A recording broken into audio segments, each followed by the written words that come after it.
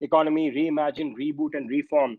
And all those three words, I would I would say, go very well with what the secretaries have been doing, especially in the year of a lockdown.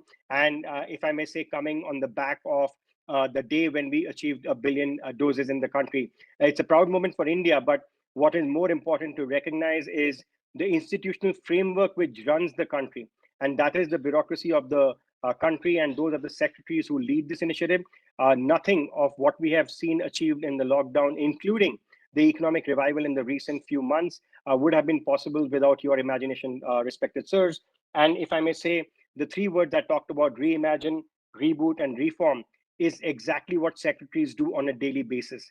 In my limited experience of dealing with secretaries in Ministry of IT and MHA, etc., I've seen secretaries really come up with new ideas in order to revive the economy, in order to reboot the economy, and carrying forward without losing the vision of reforms in the country. So it is my honor to introduce the panel and hand over to my dear friend Sukumar, who's the editor of Hindustan Times, and the panel of secretaries, a special panel with Apurva Chandra, INB Secretary Arvind Singh, Secretary, Ministry of Tourism, Damu Ravi from Economic Relations Department of MEA, and Rajesh Agarwal, Secretary of Ministry of Skill Development and Entrepreneurship. I will hand over to you, Sukumar, for a discussion which everybody's been looking forward to. Thank you and warm welcome. Thank you, Shivnath, and thank you to all the secretaries for joining us. I know you're very busy. I know there is lots of activity that is going on, which is great, right? I mean, we don't want a period of inactivity. Um, I'm going to structure this discussion in a very straightforward way. I'd request each of you to speak for around 4 to 5 minutes to set the ball rolling. If you want to speak for shorter, it's fine. We can catch up during the Q&As. You can go marginally over time, but not too much. And after that, we will have a bit of a discussion. I have some questions which I will pose to you in turn, and we will also take some questions from the audience. I'm going to request Rajesh Agarwal, the Secretary of the Ministry of Skill Development and Entrepreneurship, to go first. Basically, what do we want to know from you?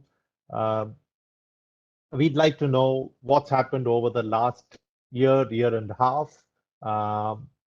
We'd like to know where you see the economy at this point in time from the perspective of your ministries.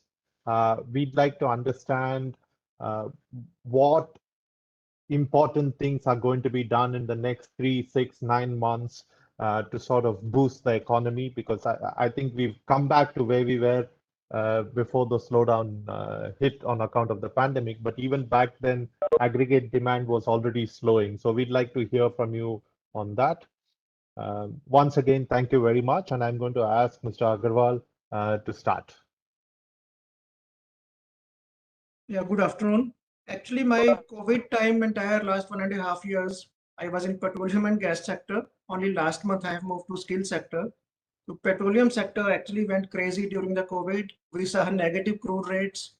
We saw ships floating across the globe with the crude filled in them and nobody to take them. And we saw uptick in cooking gas.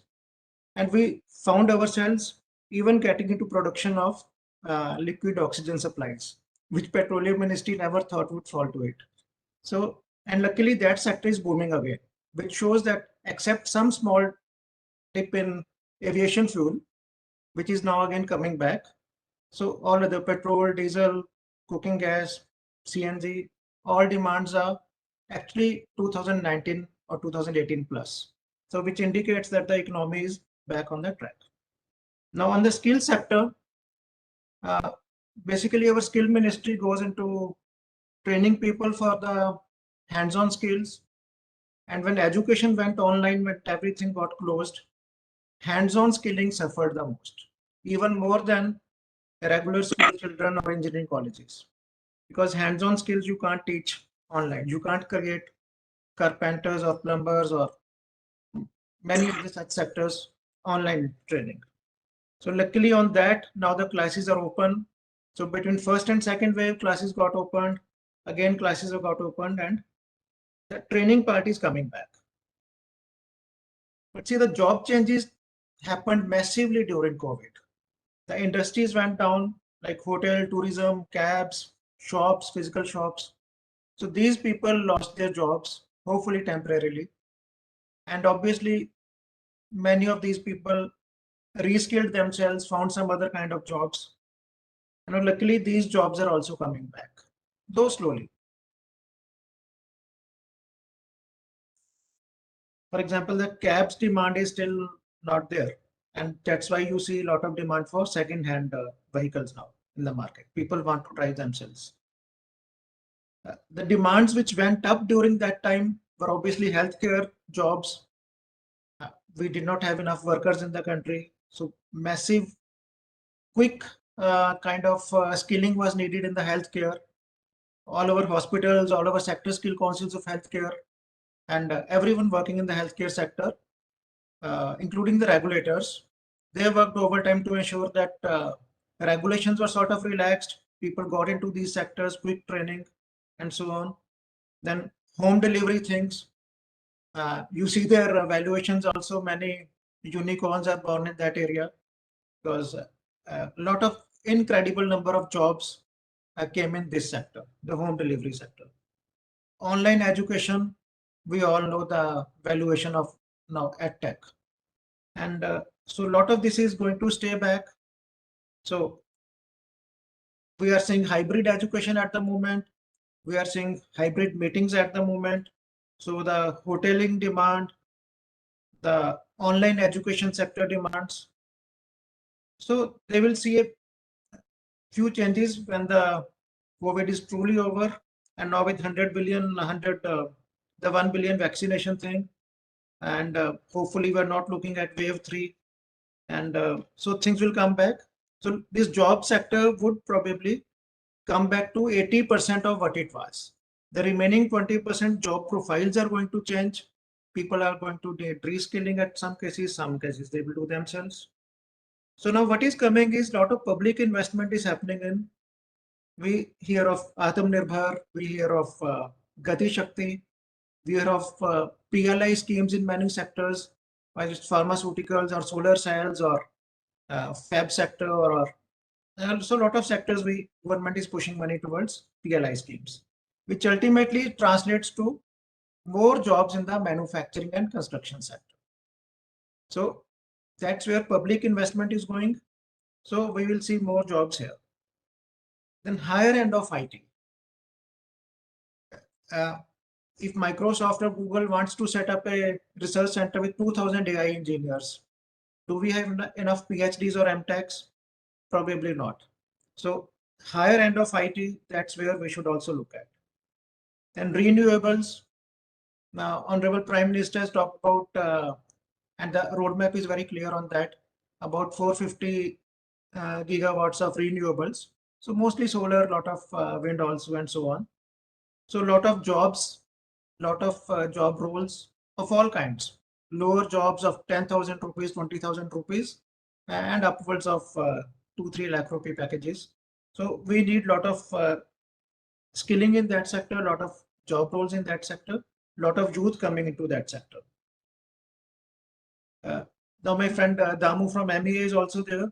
So global footprint is also changing. What kind of workers are required from India? What kind of certifications are required? And the kind of value addition Indians bring to other countries' economy. So that is very dynamic. That is changing. And there we have from the ministry and NSDC, we have a good handshake with the industry and global players, and a lot of connect with our Indian ambassadors abroad. So that is happening. So from our ministry's perspective, a major reboot you are going to see is on two sides. One is Greater Industry Connect, and second is very tight integration between education sector and skilling sector. For example, we have kids in schools 9 to 12th. Are we teaching them enough hands-on skills and entrepreneurship? Then in polytechnics, engineering colleges, and do we have credit transfers available? So I hope over next 3-4 months, you are going to see a lot of traction in this area, lot of regulatory action in this area, that an ITI kid can get a 12th class or BA degree and vice versa and so on. So a lot of movement in this area, regulatory movement as well as funds movement in this, and which should help the kids basically 16 to 21 type of years of age profile. So they should be gaining from these kind of regulatory actions. I guess I should stop here and maybe leave some time for questions later on. Thank you so much. Mr. Agarwal, I know you're leaving at 2:40, so I'm going to follow up with a question or two right away because we don't want to lose the opportunity of asking you a couple of questions.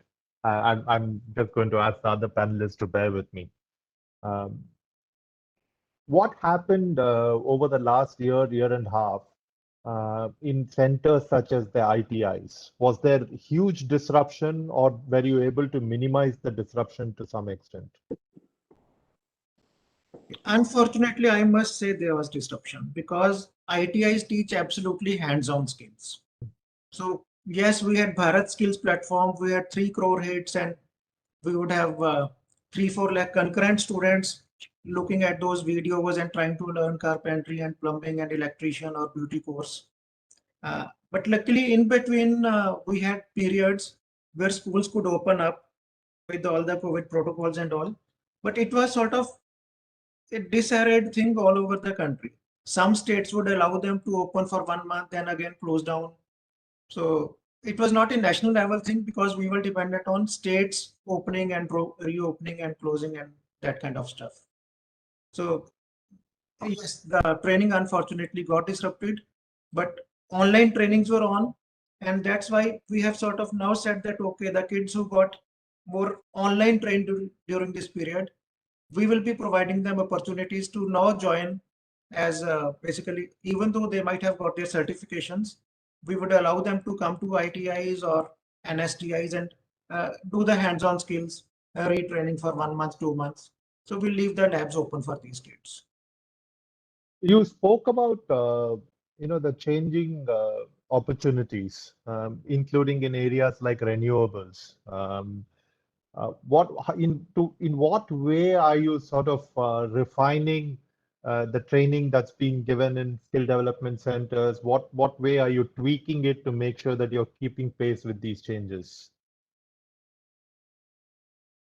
See, one is centers when I talked of greater industry handshake, it also meant that more apprentices, more on-the-job training, kids getting actually credits even for on-the-job training, which is not happening at the moment.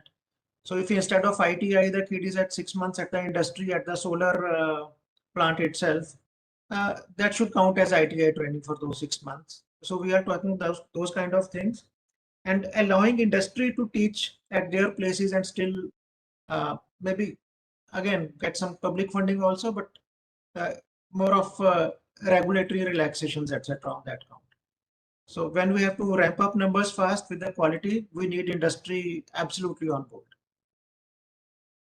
Thank you, Mr. Agarwal. I'd like to ask Mr. Chandra to go next, please. Mr. Chandra. Thank you. Yeah, good afternoon. So over the past 2 years, 1.5 years, which we are speaking about, my experience spans over 3 ministries actually. Defense, labor, and the least is in my present job, which is information broadcasting, which is just about 2 months.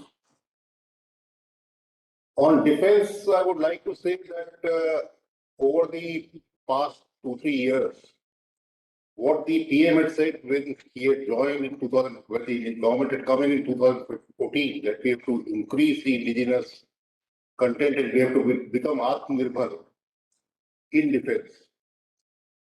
It has taken place substantially, and over the past few years, now I can say that most of the contracts, because I was for 3 years, I was the DG acquisition and I was responsible for all the procurements, capital procurements in the defense sector. A very large proportion of the contracts now go to Indian vendors, whether in the public sector or whether in the private sector. But there are still some limitations because of some high value contracts, especially on the fighter side, the aircraft side, and they are normally very high value. And we do not have that kind of capabilities in the country as yet. So they go to foreign vendors and they skew the proportion in terms of the value. But even today, almost 50% of the 50% of the contracts by value are going to Indian vendors. Some of the achievements over this period have been that now shipbuilding is totally indigenous. Not even a single contract of shipbuilding for the Navy or the Coast Guard goes abroad.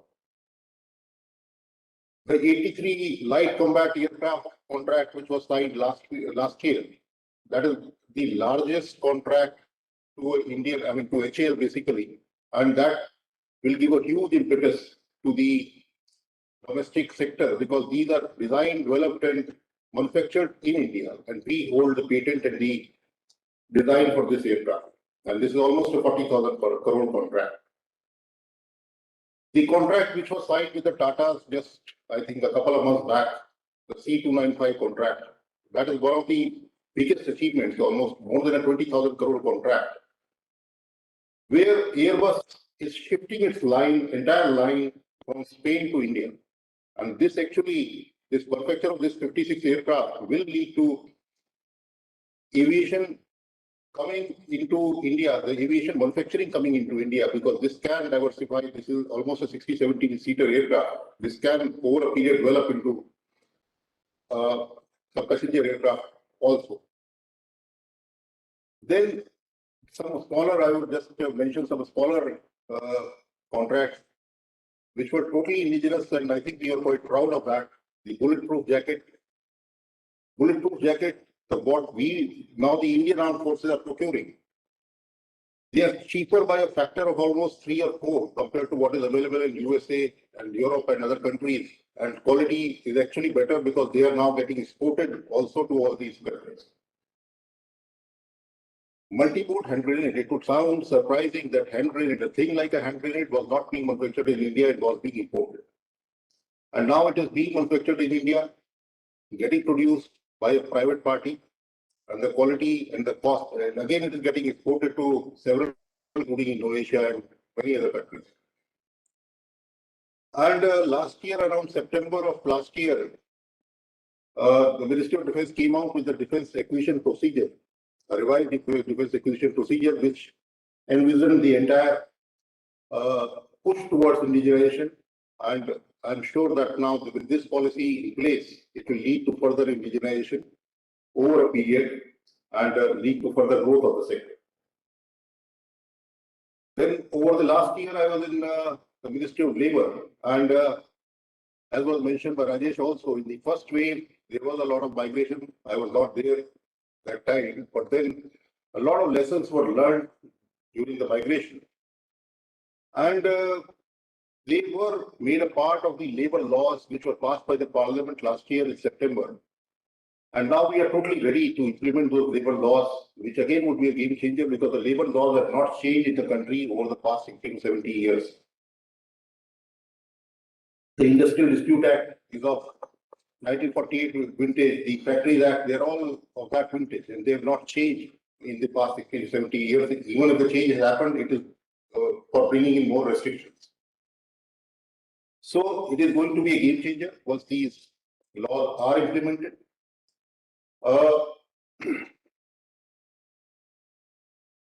As regards migration, it was realized that it is largely the unorganized workers have lost their jobs and they don't have the kind of social security net which is required for these unorganized workers.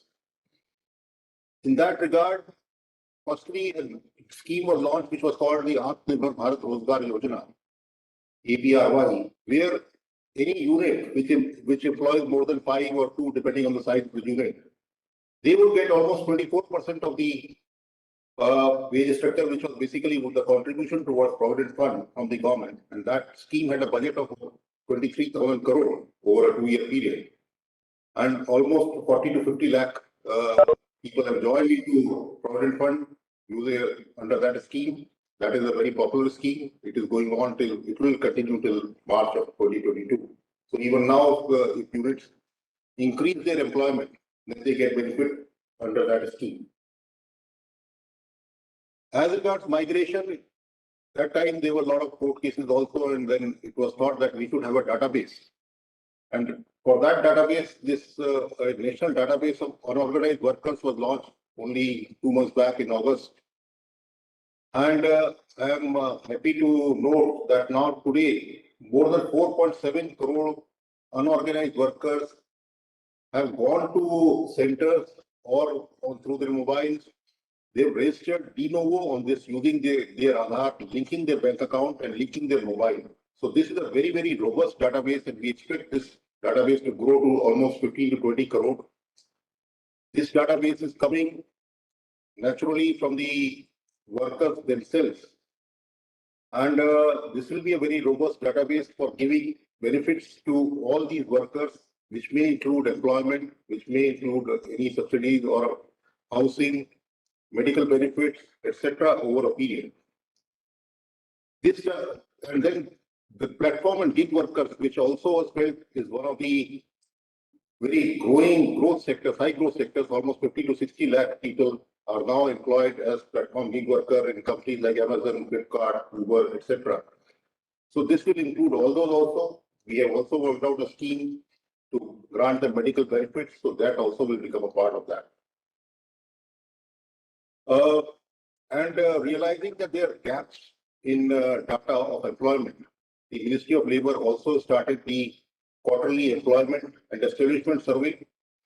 The first set of results was out last month, which again has shown a very good trend. And I think since this is going to be quarterly, so this will remove the apprehensions and the lack of data, because this is a quarterly, so it will be a high frequency data.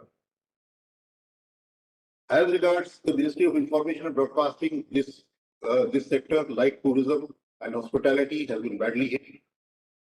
Some of the sectors, because OTT, of course, has gained a lot over the past 1.5 years during the lockdown. While newspapers, FM, and the films, the theaters, they were badly, even broadcasting, because they were badly hit because of lack of advertising, lack of distribution through theaters. So they have been very badly hit.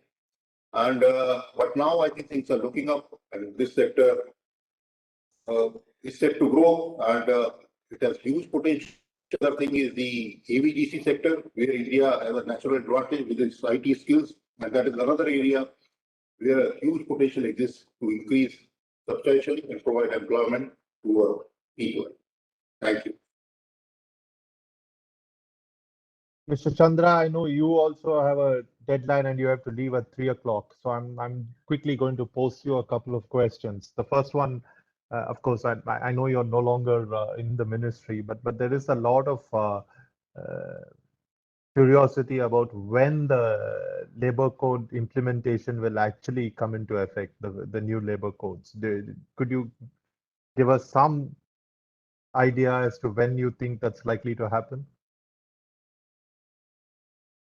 The new labor codes, at least from the Government of India perspective, after the acts were passed in September, and we immediately started the work of the rules, and the Government of India rules were finalized in the month of February, and thereafter all the legal vetting, all the processes have been.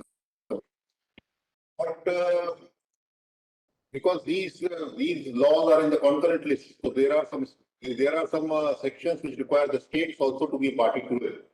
For example, factories lie totally in the domain of the states, and they are not in the domain of the central government. And factories, which means the entire manufacturing sector. So until the rules are prepared in the states, it becomes very difficult. We have been pursuing with the states. Almost 16, 17 states have published their draft rules. And I think they will be completing their process within the next 2-3 months. But then there are some states which are still lagging behind.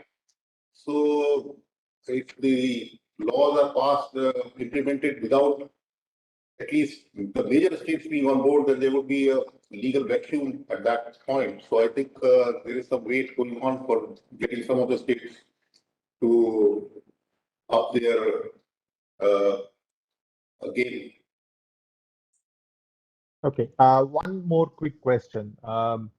There is obviously a lot of consternation in several uh, sections of the INB industry, broadly speaking, on account of regulation. There are fears that this might come in the way of market forces. There are fears that this might come in the way of innovation. What's your own perspective on this? Regulation one is the regulation which is through the TRAI, which is on the now what they're coming out with is on the NTO 2.0, which is going to be the rates of the broadcasting channels. Now, TRAI is an independent body, and the ministry doesn't have any role to play, and there is already some litigation pending on the NTO 1.0. On the other aspects, there has been a lot of debate about the digital media rules. But there, I would like to say that the digital media rules, it is basically codified, and actually it gives self-regulation to the OTT platforms. And the apprehension of most of the other players who are raising those apprehensions are quite unfounded in the sense that there are three levels of scrutiny of what is the content which is published in digital media. The first level is the self-scrutiny. The second level is again sort of a self-regulating body appointed by a group. And at the third level, it is a group of officers at the Ministry of I&B. So I don't think anything ever comes to Ministry of I&B. And there also, we would be referring it back to the self-regulatory body only to take a view. And so there are hardly any issues per se in that. And I would think that many of the players are quite happy also that because earlier, in the absence of any regulation, any of the content would attract FIRs and other criminal proceedings at various locations in the country, at least with a system in place. Now there are much less chances of such frivolous cases being filed at various locations and people getting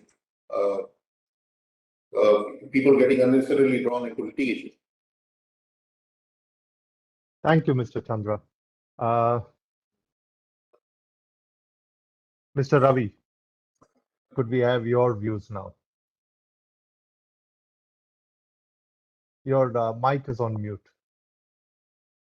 Yeah. Thank you so much, and thanks to all the PAFI members for organizing this excellent event. I must say, very remarkable the outset. Let me first tell you how we faced this crisis in the last 2 years. And I think there were lessons learned from that crisis. Everyone knows that the global supply chains were disrupted during the last 2 years. Almost every country was affected by this pandemic. Almost every country went into negative growth rates, and this was a reality, and it was a hard lesson for all of us. But it also conveyed an interesting message, the message of dependence and interdependence, and to the effect that the globalization has brought us so closer, and that made us so interdependent. Many countries also looked up to India for even medical supplies, vaccines, medicines, basic medicines, and India was, in a way, was able to resolve its own deficiencies and very quickly live up to the expectations of many countries. And that was very evident in the way the world leaders expressed appreciation and gratitude to Prime Minister for reaching out to them. So I think the lessons from there is, one, there need to be resilience of the global supply chains. There need to be alternatives to the global supply chains. No nation can just depend on one country for the supply chains.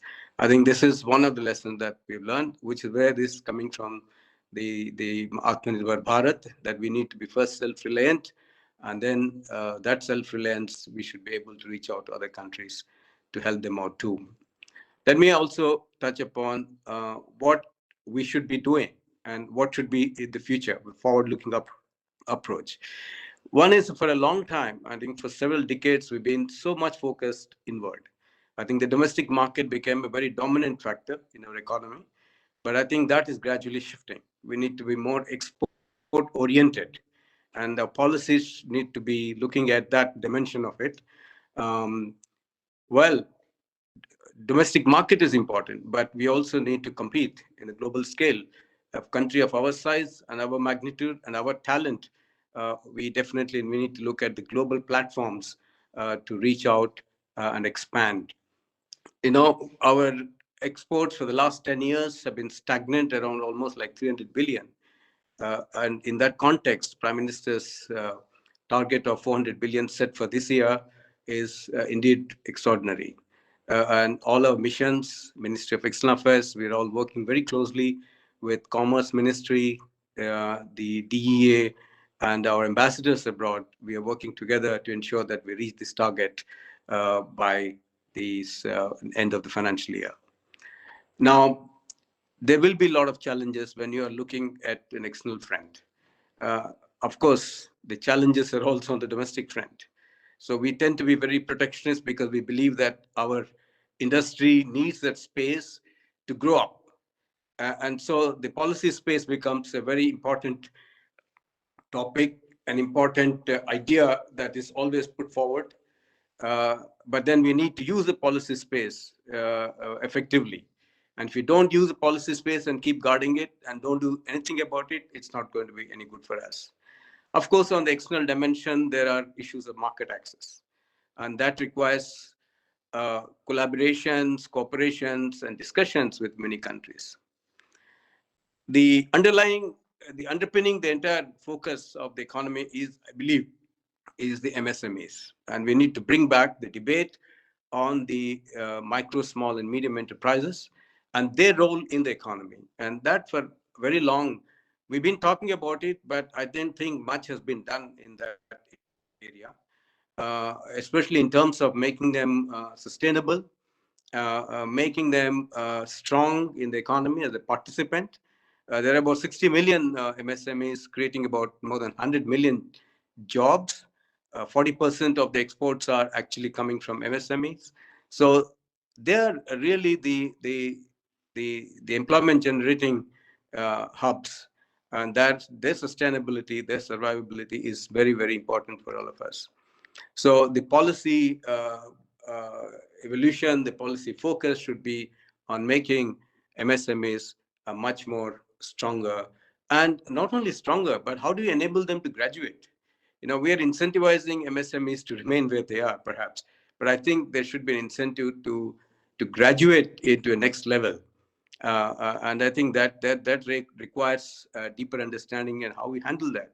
So, for example, the raw materials and components should be made available at a cheaper rate, as much as we are able to make access to capital much easier. Access to power, cheaper power is very important. Logistics, of course, would need to be also covered, and the way we are developing infrastructure is a very good sign, I believe. But again, I think the field formation levels, at the customs, at the laboratory levels, all this needs to have a deeper understanding of a collective understanding of all of Government of India approach to tackle these problems for the MSMEs, to facilitate them, because big industries will always be able to find a way out, but it's only the small and micro enterprises which will always face hurdles, and that's where they need big support. And another thing I like to emphasize upon is in the days to come, you will see increasingly the large number of developing countries and least developed countries will look up to India for support, help, because they know that this country has all the dynamism, all the talent, and the resources. So we have always been partnering the South-South cooperation, been a strong player in that, and we need to continue with that. But how we do it, perhaps maybe requires a little bit of tweaking. I believe that India's flagship programs need to be uh, taken out to Africa, to Latin America, to CIS countries, For example, the Atmanirbhar Bharat has to have a linkages, external dimension of it. Ayushman Bharat, Har Ghar Jal, Ujjwala, all these are very, very successful programs. Aadhaar, again, is a very successful program, which we need to expand the scope to other countries and take our successful models to those countries and make them an interdependent relationship in a truly South-South cooperation spirit. So the another idea I would like to emphasize here is the startup culture, which has done very well, brought out new innovations for the country. There is a lot of dynamism in the youth today. But I think beyond the startups is we need to make a large number of Indians entrepreneurs in whichever way possible, as traders, as manufacturers. I think that culture of entrepreneurship should be expanded, it should be encouraged at all levels, and then you will see a new India. The economy will multiply. Why not? Why just 5 trillion will become 10 trillion in no time? So that is the talent that India has. So I'll stop here. We'll come back in the question and answer sessions. Thank you. Thank you.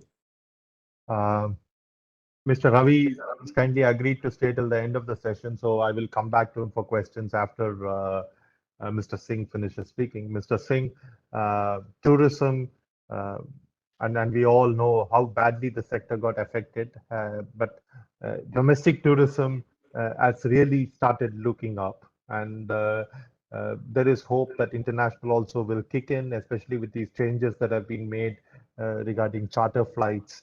And other things, and there is hope that other changes will also be made. So could we just have your perspective? So thank you, Pafi, for this very interesting session. Tourism, of course, I will talk about, but for most part of the first wave, I was dealing with a very related subject, which was civil aviation, as chairman of the Airports Authority of India. And the entire first wave, I was doing that job, and I shifted here to the tourism ministry, and the second wave hit the country. Now, as far as the work in the Airports Authority was concerned, the pandemic threw up major challenges. I will just focus on a few of those, one or two challenges. The first challenge was, of course, the logistics challenge, because when there was a complete lockdown from the months of March to May last year, there was the challenge of reaching medical supplies, important equipment. For instance, you're aware that the country did not have enough PPE kits, did not have enough testing equipment, did not have enough medical supplies to deal with the pandemic in the initial months. And much of it was being brought in from other countries abroad. And in those 2 months, you may be aware that the airports and the air cargo system was the only mode of transport that was working. Road transport was shut, railway was shut, and this was the only means by which important medical equipment, important PPE kits, laboratory testing equipment, all the testing reagents and others were reached to far-flung areas like the Northeast, Leh, Ladakh, Jammu and Kashmir, and even deep south, to our islands also, which are there. And you did not hear of any shortage of this equipment anywhere. And this was thanks mainly to the wheels that was set and rolling by the civil aviation machinery. The next challenge was to restore civil aviation, to its pre-pandemic levels once domestic flying started on the 25th of May. And you may have seen the newspapers and the TV headlines that day. On the first day, we had 250 departures and only 25 to 30,000 passengers on 25th May 2020. So gradually, the challenge was to establish procedures at the airports and airlines, contactless procedures. And you are aware that everyone within the ecosystem, the airlines, the airport operators, all rose to the occasion. And you saw contactless technology come in overnight at all the airports and in all the airlines. And it was a seamless transition to the new normal, as we call it, to a contactless way of traveling. And gradually, confidence in domestic travel grew. And we saw an increasing amount of number of passengers growing, which grew really significantly to more than 3 lakh departing passengers every day before the second wave hit. And the sector again took a step back, and again now it is bouncing back and we are seeing the numbers grow. Now domestic travel has been opened up totally, and 100 up to all airlines can operate up to 100% capacity. And the thinking is that after this festival season, there will be a boom there also, and we'll see seamless travel. Another challenge with the dealing with the airports was, to keep the capex cycle going. My predecessor Ravi spoke about the huge investments that have happened in infrastructure in all sectors, be it highways, be it airports, be it power, be it ports, that this government has undertaken since 2014 in the last 7 years.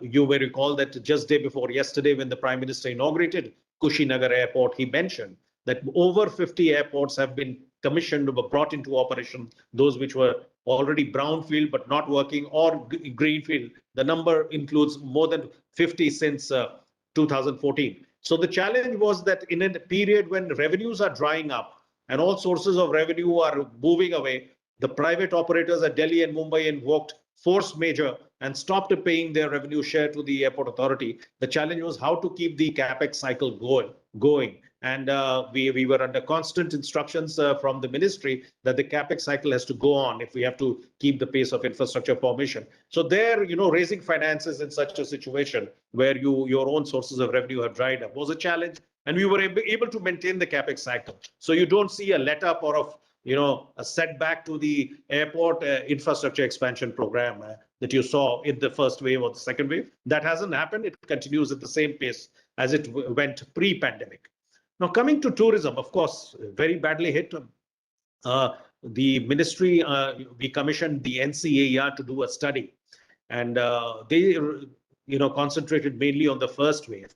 And the first wave's impact led to millions of job losses, sizable reduction in revenues, and of course, a drastic reduction in the inbound passengers, tourists who come to India, sizable reduction there. And domestic travel also took a hit for about 6 months during the first wave. Domestic travel actually started picking up only last year in the months of October, November. I had occasion to travel to Kashmir in February this year and then April. And that time, all the hotels in Jammu and Kashmir were fully booked. But that was a phase that started in October, November and went out till the second wave. The second wave again, hit the sector very badly. There were more job losses and lots of trouble.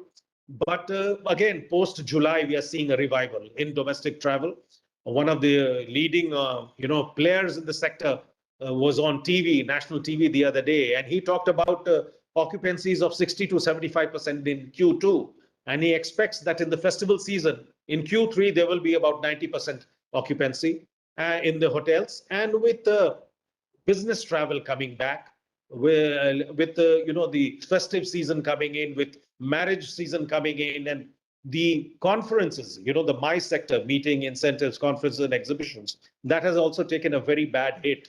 Once that also again starts reviving, they expect that in Q4 of this year, most of the leading hotel chains will see a full occupancy.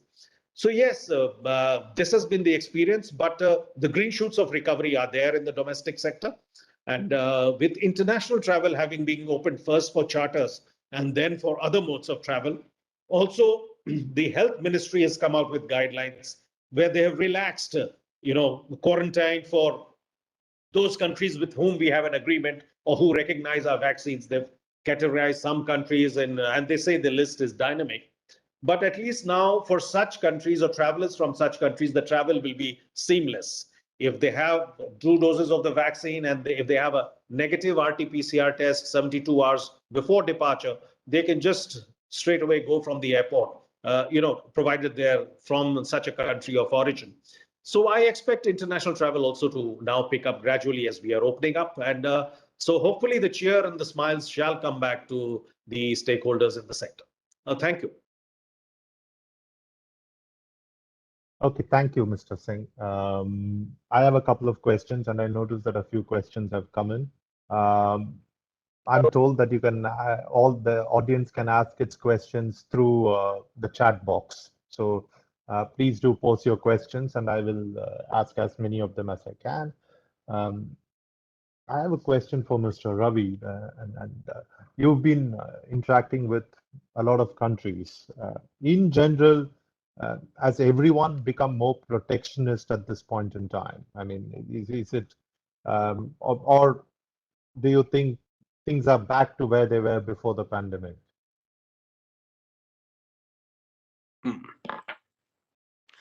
Yeah, I think, well, to be honest, in a crisis situation, nations tend to be protectionist, and that's very normal and a natural reaction.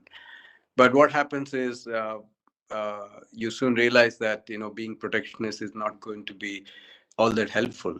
So you could be protectionist to a certain extent, but beyond that, you have to have your own way to your supply chains should be open, should be resilient. So I think that is the wisdom that has dawned on nations during this crisis, that there is a need for reviving the supply chains and then alternative supply chains. Yes, there was this idea of supply chain disruptions, protectionist. We've seen that how even big nations have behaved in a manner that was extremely protectionist. Most Western countries were very protectionist too at that time. Mr. Singh, one of the things that's happened over the last year and a half is because the tourism sector has been so badly hit, we have seen a significant erosion of talent in this sector. There are lots of people who've exited the sector. I'm told that in some cases the infrastructure has also depleted a bit because it's just there have really been no tourists.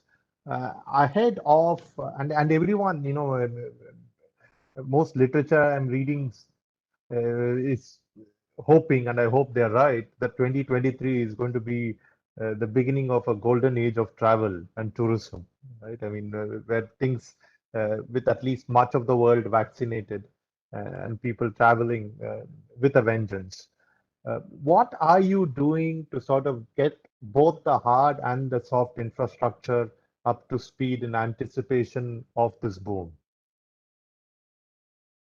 You have rightly mentioned that we are seeing the beginnings of a boom in the domestic sector, and so whatever the job losses or the carting away of infrastructure, some of that is coming back, especially in the non-metro locations in the country, because those areas near the metros or say the wildlife resorts or the hills, all the tourist places located in such places are seeing significant footfalls. So we are seeing the signs of revival there.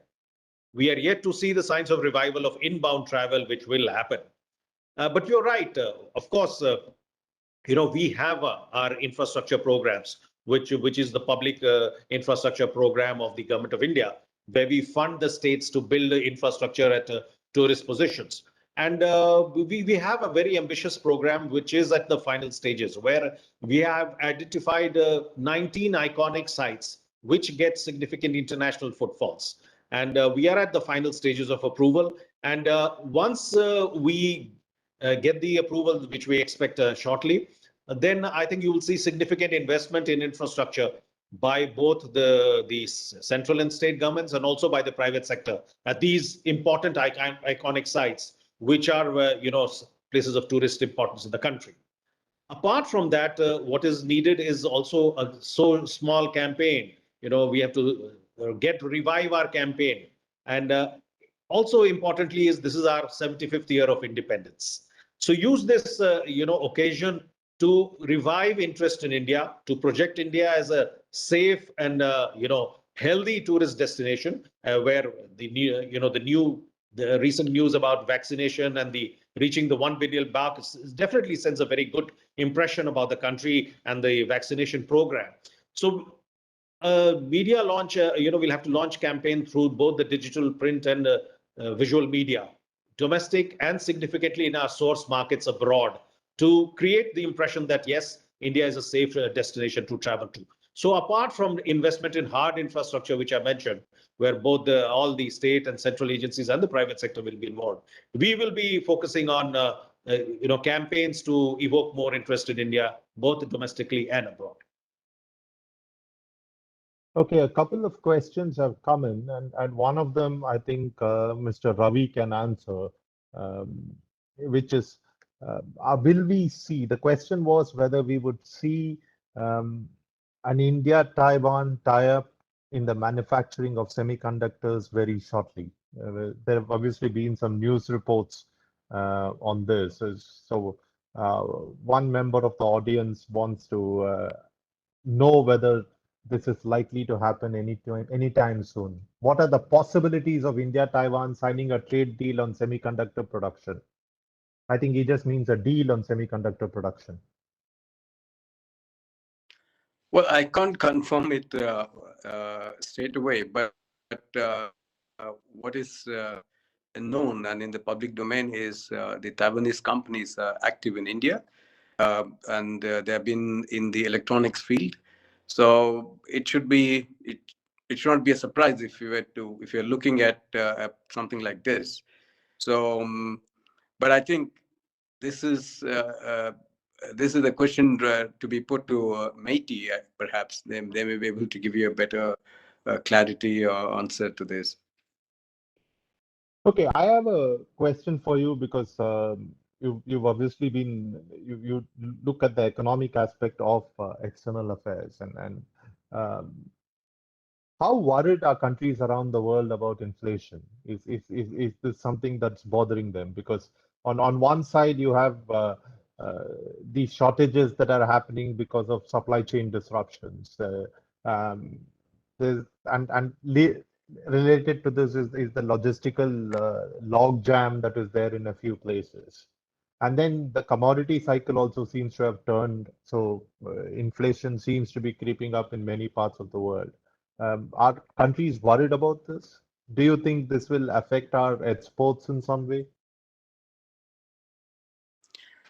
Well, at this point of time, yes, this is a worrying factor, but I don't think this phenomenon will stay for long, because I think the whole world is going through a transition after having faced this crisis for almost 2 years. It's just now things are showing up, but around the world you see a different kind of situation, that things are expensive in the sense that the oil has gone up very high now, and it is driving up the commodity prices elsewhere.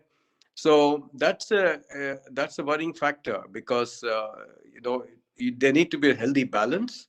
But I believe that this inflation thing that many countries are worried about is a temporary phenomenon, and soon we should be able to overcome that in a gradual manner.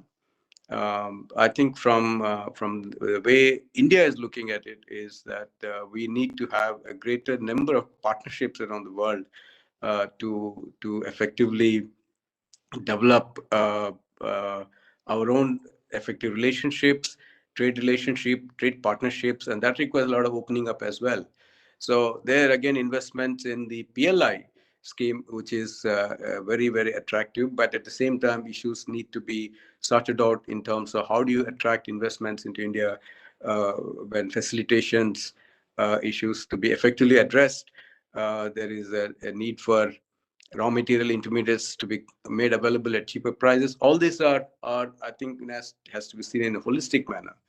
But inflation per se, I believe, is a phase that many countries are facing, but it is temporary.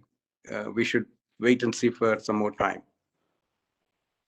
Mr. Singh, there is a question that's come for you, which I'm going to read out, which is how can we provide a platform for village tourism in India so as to showcase the culture and tradition of Indian villages?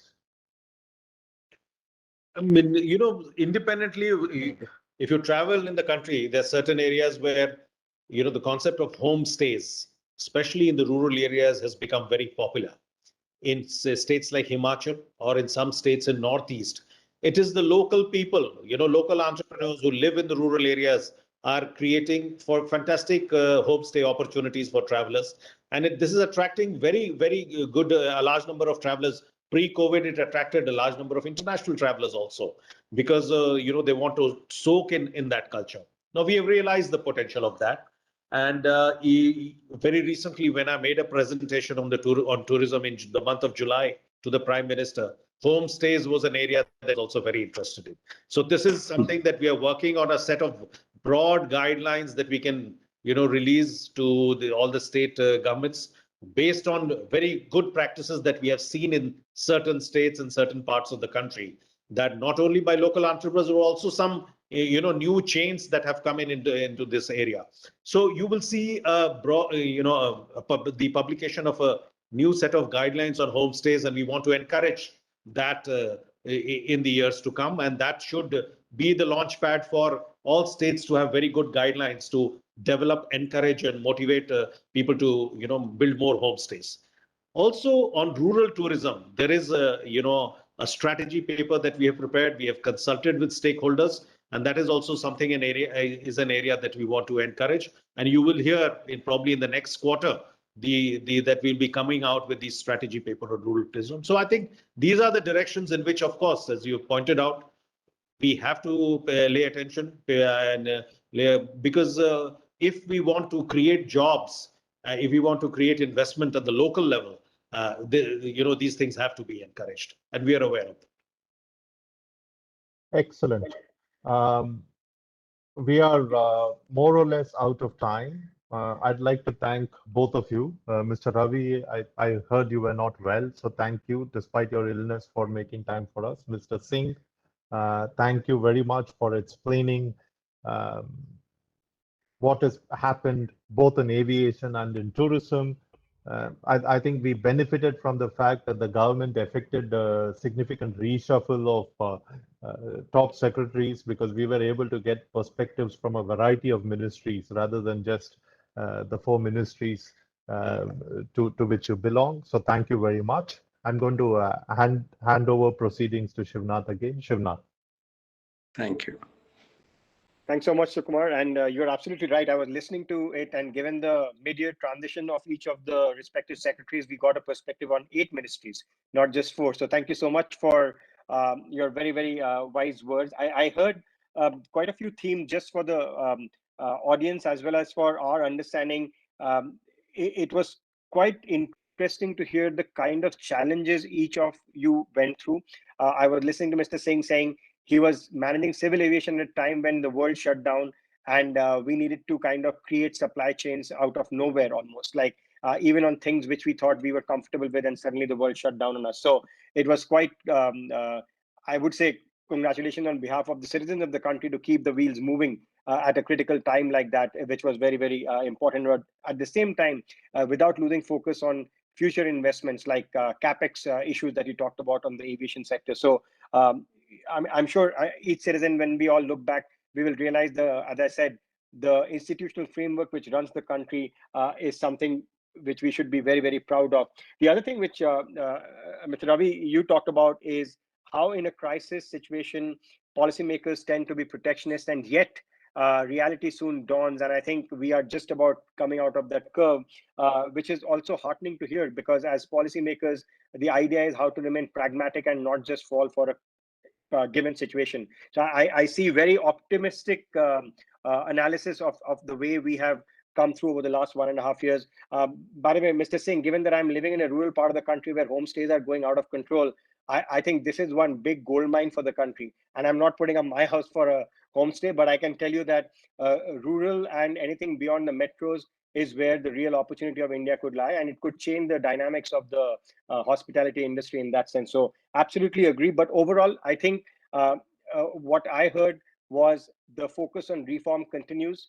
We are in a reboot mode, and we are absolutely recharged. So Ajay, I think to PAFI's National Forum agenda, I think it couldn't be a better description of how we have landed and where we have landed and how things look into the future. Of course, Sukumar, thanks to you. It almost sounded like a fantastic edit, the way you were weaving the story together. So grateful to you as well on behalf of PAFI. With all of that, I want to thank you all once again for your precious time and enlightening us with your ideas. Thank you so much. I want to you. thank everybody and just say that really appreciate your taking time. The next session will start at 3:25, so please stand by. Thank you so much. Thank you. Thank you. Thank you.